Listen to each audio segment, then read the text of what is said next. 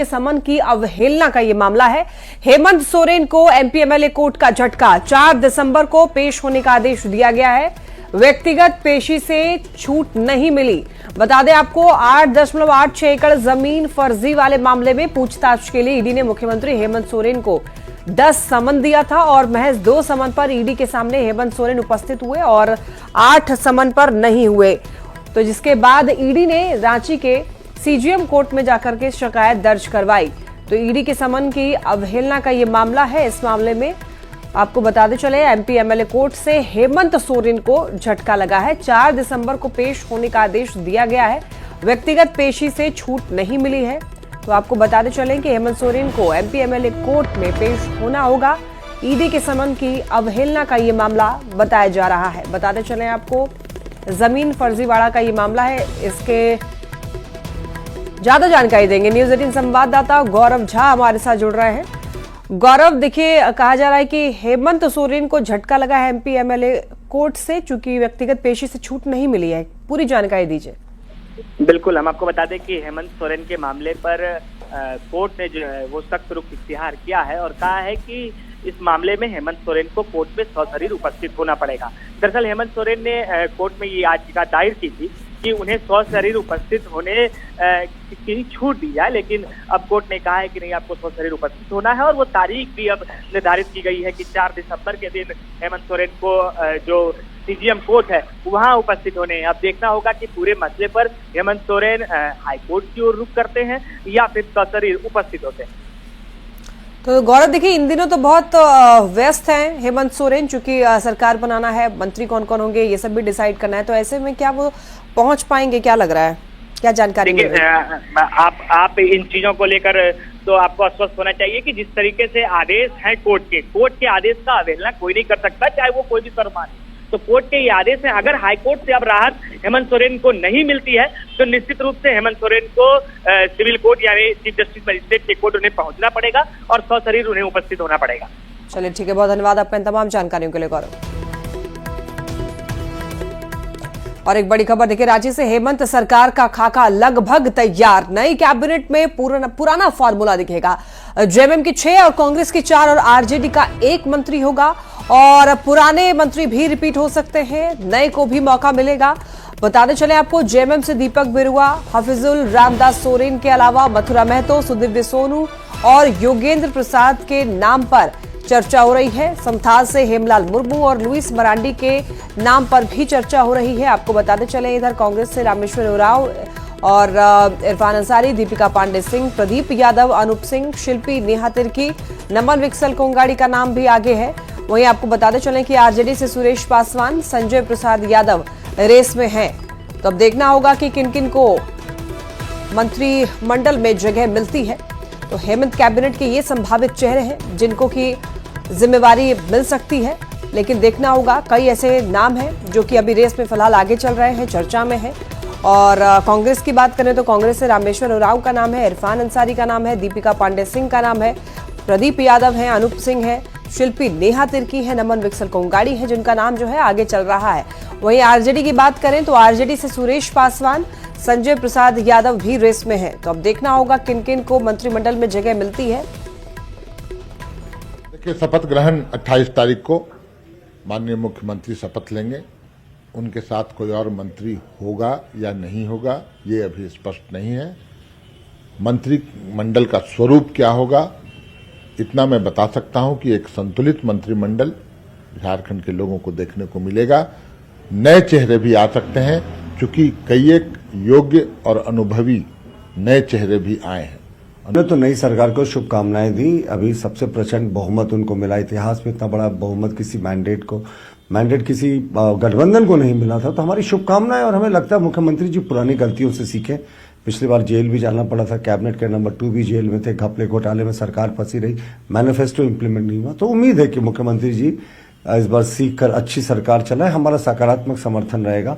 लेकिन अभी कांग्रेस के बड़े नेता हैं, पूर्व केंद्रीय मंत्री सुबोध कांत सहाय, उन्होंने ऑन रिकॉर्ड कहा कि हमें भाई डिप्टी सीएम का पद चाहिए और जेएमएम ने मना कर दिया। तो ये पद के लिए खींचातानी अभी से शुरू हो गई। तो जब आगाज ऐसा है तो अंजाम कैसा होगा ये तो ईश्वर ही जाने। पर झारखंड कांग्रेस प्रदेश अध्यक्ष केशव महतो कमलेश का बड़ा बयान, मंत्रिमंडल को लेकर तय फॉर्मूले की तरफ इशारा किया। कहा कांग्रेस कोटे के मंत्री में क्षेत्रीय और जातीय समीकरण का संतुलन दिखेगा। कांग्रेस का लक्ष्य हर एक प्रमंडल और सामाजिक समीकरण के आधार पर होगा। बात चाहे मंत्री पद की हो, विधायक दल के नेता की हो या फिर सचेतक और मुख्य सचेतक की हो, कांग्रेस इस फॉर्मूले पर ही नाम का चयन करेगी और बहुत जल्द नाम की घोषणा कर दी जाएगी। तो रांची से ये बड़ी खबर है कि निश्चित रूप से हम लोग सभी वर्ग के लोगों को और सभी क्षेत्र के लोगों को प्रतिनिधित्व देने का काम करेंगे, ताकि सभी जगह मतलब लोगों को लगे कि जो भी हमको सीटें प्राप्त होंगी, जो भी हम लोगों को विभाग तो बात की बात है, जो हमारे जो मंत्री होंगे, हमारे विधायक दल के नेता होंगे, हमारे मुख्य सचेतक होंगे, ये 5 प्रमंडल में निश्चित रूप से हम लोग इसको प्रतिनिधित्व देने का काम करेंगे। बड़ी खबर रांची से। दिल्ली में सीएम हेमंत सोरेन और उनकी पत्नी कल्पना सोरेन है। अरविंद केजरीवाल से मुलाकात होगी इनकी। शाम 7 बजे अरविंद केजरीवाल के आवास पर ही मुलाकात होगी और 28 नवंबर को शपथ ग्रहण में शामिल होने का निमंत्रण देंगे। तो निमंत्रण देने के लिए दिल्ली पहुंचे हुए हैं हेमंत सोरेन और उनकी पत्नी कल्पना सोरेन। तो अरविंद केजरीवाल को शामिल होने के लिए कहा जाएगा शपथ ग्रहण के दौरान 28 तारीख को, और निमंत्रण देने के लिए खुद वहां पर पहुंचे हुए हेमंत सोरेन और कल्पना सोरेन दिल्ली में मौजूद हैं। तो शपथ ग्रहण में कई लोगों को न्योता दिया जाएगा, जिसमें तेजस्वी यादव का भी नाम शामिल है, लालू यादव भी इसमें शामिल हो सकते हैं, अरविंद केजरीवाल भी हैं जिनको न्योता देने के लिए पहुंचे हुए हैं, और हेमंत सोरेन और इधर ममता बनर्जी भी शामिल हो सकती हैं शपथ ग्रहण समारोह में। अखिलेश यादव को भी न्योता दिया जाएगा, ऐसी बातें हो रही हैं। मल्लिकार्जुन खड़गे जो कि कांग्रेस के राष्ट्रीय अध्यक्ष हैं, उनको भी बुलावा भेजा जाएगा। राहुल गांधी को भी निमंत्रण दिया जाएगा। करेंगे इंडिया गठबंधन के नेताओं से मुलाकात करके अपना बना के अपना ओथ लेंगे। सरकार बेहतर तरीके से चलेगी, बहुत बढ़िया चलेगी। तो 28 को शपथ ग्रहण समारोह को भव्य बनाने की तैयारी में आरजेडी ने भी अपनी पूरी ताकत झोंक दी है। आरजेडी के प्रदेश प्रभारी जयप्रकाश यादव और केंद्रीय महासचिव भोला यादव ने प्रदेश कमेटी के साथ आज बैठक की और इस बैठक के बाद आरजेडी के प्रदेश प्रभारी जयप्रकाश यादव ने कहा है कि हम लोग 4 विधायक इस बार जीतकर सदन में आए हैं और इस बार शपथ ग्रहण समारोह को कैसे बेहतर और उत्साहजनक और भव्य बनाए, इसके लिए बैठक कर रहे हैं। उत्तराखंड प्रदेश की महान जनता के लिए जो भी सपने भविष्य के लिए भी संजोए गए हैं वह बेहतरीन होगा, और वर्तमान में भी जो काम किया गया वो घर घर में वो प्रचारित है, और भाजपा को यहाँ बुलडोज किया गया है, जमींदोज किया गया है। और देखिए, हार के बाद सीएम हेमंत सोरेन की भाभी सीता सोरेन का दर्द छलका है। सोशल मीडिया एक्स पर उन्होंने एक वीडियो शेयर की जिसमें मतगणना केंद्र से बाहर निकलने पर उनकी बेटियों की, कांग्रेस के कार्यकर्ता जो हैं उनको बेटियों को देखकर कांग्रेस के कार्यकर्ता हूटिंग करते हुए नजर आए और इसको लेकर के काफी ज्यादा वो दुखी दिखाई दी। इस वीडियो को शेयर किया उन्होंने और अपना जो दर्द है वो बयां किया। सीता सोरेन भारतीय जनता पार्टी में है, लेकिन रिश्ते से वो हेमंत सोरेन की भाभी लगती है।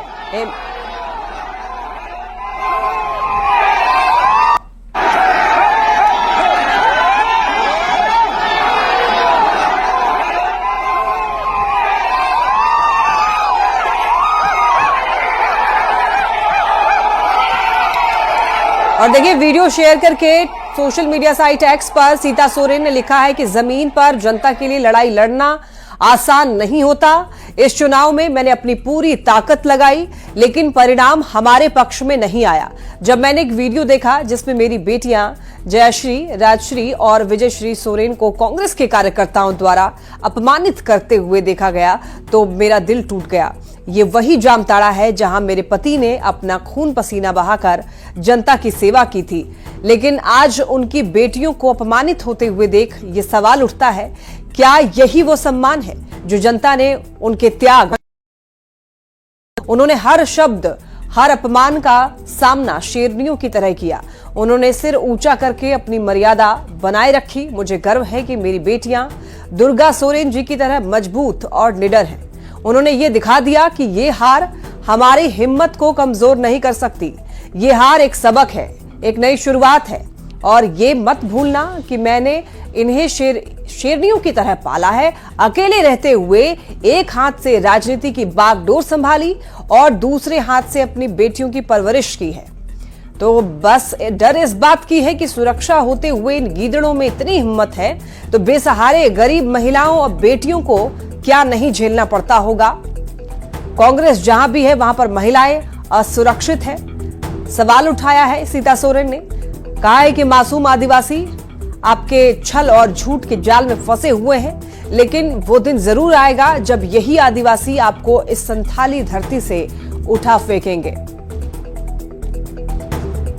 और ज्यादा जानकारी के लिए न्यूज 18 संवाददाता संजय सिन्हा हमारे साथ जुड़ रहे हैं। संजय, देखिए, सीता सोरेन ने एक बड़ा ही भावुक पोस्ट शेयर किया है, साथ ही साथ उसमें एक मैसेज भी देने की कोशिश की है कि झारखंड की जो बेटियां हैं उनके साथ व्यवहार ठीक तरीके से नहीं होता है, अपमानित होती हैं बेटियां। देखिए, बिल्कुल सीता सोरेन की इस पोस्ट से उनकी पीड़ा झलकती है। साथ उन्होंने बताया, देखिए, इन्होंने एक साफ इनकी मंशा समझिए कि उन्होंने ये बताने की कोशिश की है कि जामताड़ा की जनता से तो उन्हें प्यार मिला, लेकिन जिस तरीके से वो अपनी बेटियों के साथ आगे बढ़ रही हैं और उन्हें हुटिंग की जा रही है, तो उन्हें सीधे कांग्रेस को टारगेट किया है।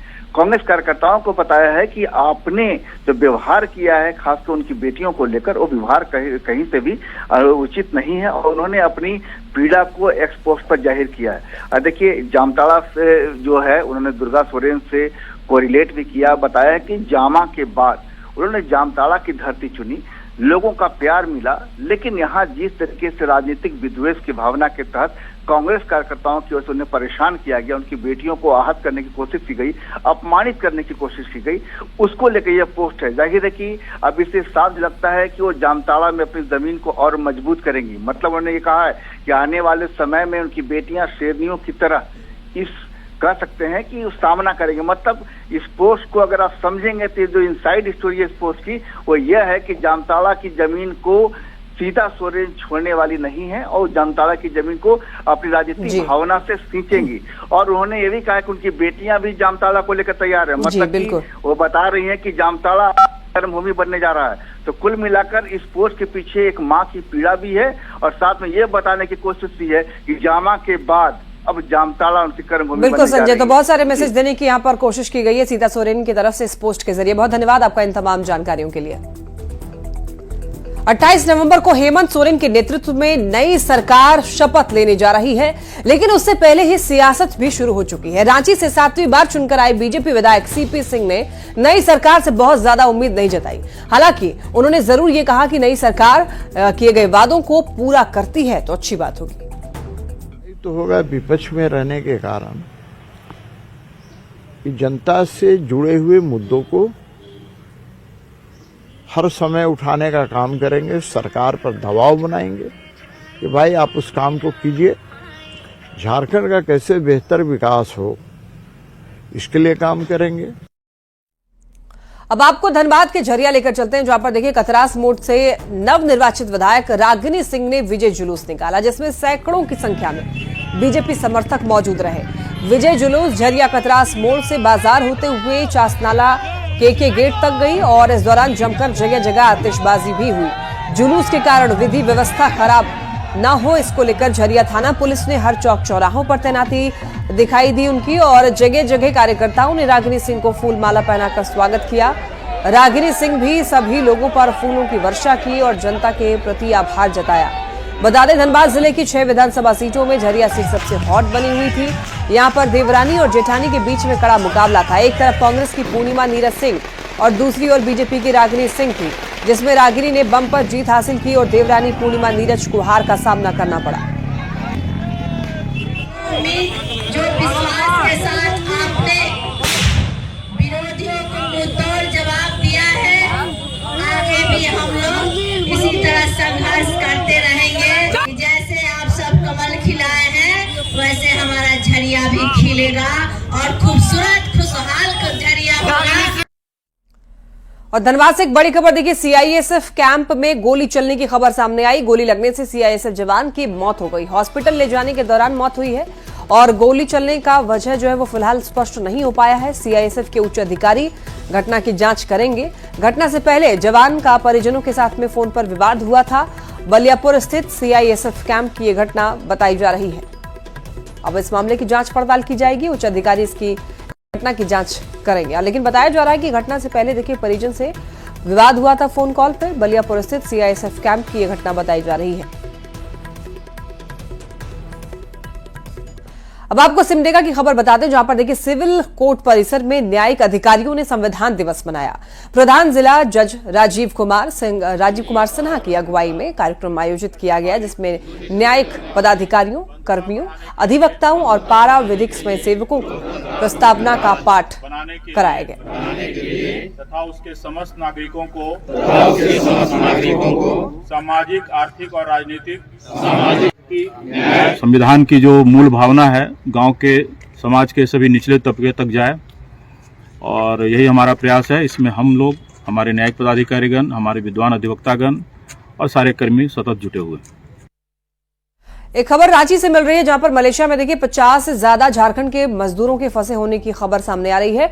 भारतीय दूतावास की पहल के बाद में मजदूरों की लौटने की कवायद जो है वो तेज हो गई है। अलग अलग फेज में 11, 15, 17, 18 दिसंबर को सभी मजदूर जो हैं वो लौटेंगे। वतन वापसी को लेकर के मलेशिया से मजदूरों का टिकट कटा है। आपको बता दें कि 2 साल पहले ट्रांसमिशन से जुड़ी कंपनी में काम के लिए मलेशिया गए हुए थे सभी मजदूर। और आपको बता दें कि अक्टूबर 2024 में कंपनी के साथ में समस्या होने से मजदूर वहां पर फंसे हुए थे, उनको वेतन भी नहीं मिल पा रहा था। लेकिन फिलहाल बताते चले आपको, कुआलालंपुर में एक गुरुद्वारे में ठहरे हुए हैं सभी मजदूरों की वेतन वापसी में। बताते आपको कि वतन वापसी में समाज सेवी ज्योति शर्मा, आजसू सुप्रीमो सुदेश महतो और भारतीय दूतावास के एनपी सिंह की बड़ी भूमिका है। हजारीबाग, रामगढ़ समेत अलग अलग जिलों के ये मजदूर रहने वाले हैं। गिरिडीह से खबर मिल रही है, रिटायर्ड प्रधान लिपिक के घर दिन दहाड़े चोरी की खबर है। 11 लाख के जेवर समेत कैश ले गए चोर। शादी समारोह में शामिल होने के लिए जहानाबाद गया हुआ था पूरा परिवार। बुलेट सवार चोरों ने इस घटना को अंजाम दिया है। रात में निगरानी के लिए एक स्टाफ रखा था, तो चोरों ने दिन में ही हाथ साफ कर लिया।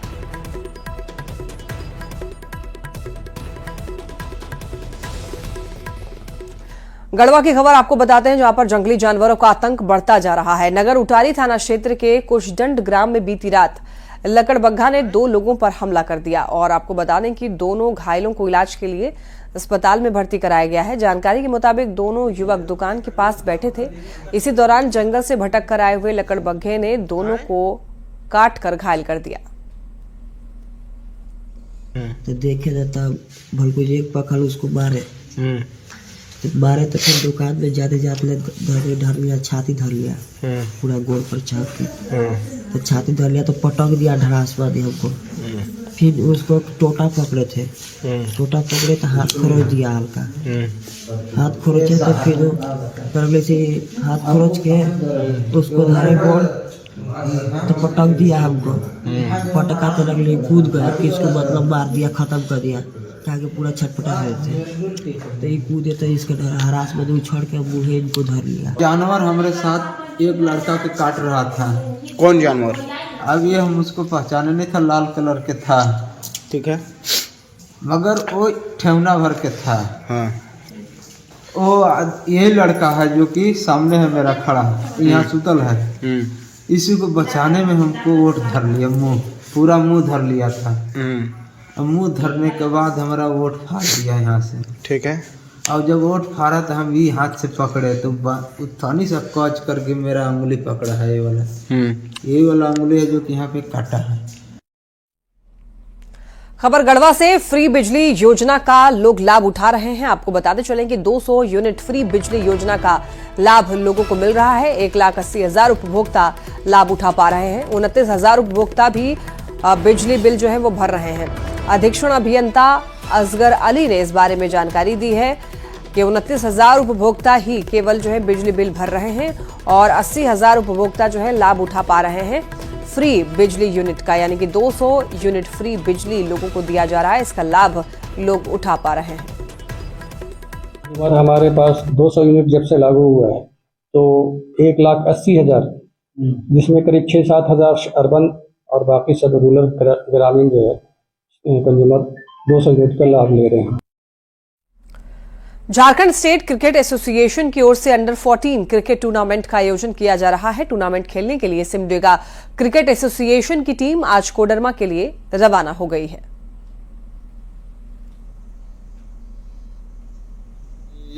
जेएससीए द्वारा आयोजित अंडर 14 टूर्नामेंट के लिए सिमडेगा डिस्ट्रिक्ट का चयन हो गया है और जो कि अभी 5 मैच खेलेगी लीग के, उसके बाद फिर क्वालिफाई करेगी। और ये मैच अभी 3 मैच कोडरमा में आयोजित होगी और 2 मैच आपके हजारीबाग में खेला जाएगा। लोहरदगा रांची पैसेंजर ट्रेन का परिचालन 6 दिनों के लिए बंद रहेगा। मेकॉन सिरमटोली फ्लाईओवर के निर्माण कार्य के लिए 25 नवंबर से 3 दिसंबर तक 6 दिनों के लिए ट्रैफिक और पावर ब्लॉक लिया जाएगा। आपको बता दें कि इस बीच रांची लोहरदगा रेलवे लाइन पर ट्रेन सेवाएं प्रभावित होंगी, जिससे कि यात्रियों को परेशानी हो सकती है। देरी हो रहा है, इसी कारण रेलवे प्रशासन की ओर से पावर ब्लॉक रहेगा, जिसके कारण ट्रेन का परिचालन जो है 6 दिन बंद रहेगी। कोई 25 नवंबर को है, 29 नवंबर को है और 30 नवंबर को जी। 1 दिसंबर, 2 दिसंबर और 3 दिसंबर को है। वो भी रात के समय, शाम के समय है, 7 आवर और 8 आवर। और ये ट्रेन बंद हो जाने से आम पब्लिक को बहुत ज्यादा परेशानी हो रही है। गुमला से खबर मिल रही है, अनियंत्रित कार 20 फीट गहरी खाई में जा गिरी। कार सवार दंपति बाल बाल बचे। कार सवार ओडिशा के सुंदरगढ़ जा रहे थे। ट्रक से बचने के चक्कर में कार खाई में जा गिरी। बसिया थाना क्षेत्र का यह मामला बताया जा रहा है। और इसी के साथ बुलेटिन में इतना ही। तमाम खबरों के लिए आप देखते रहिए न्यूज़ 18।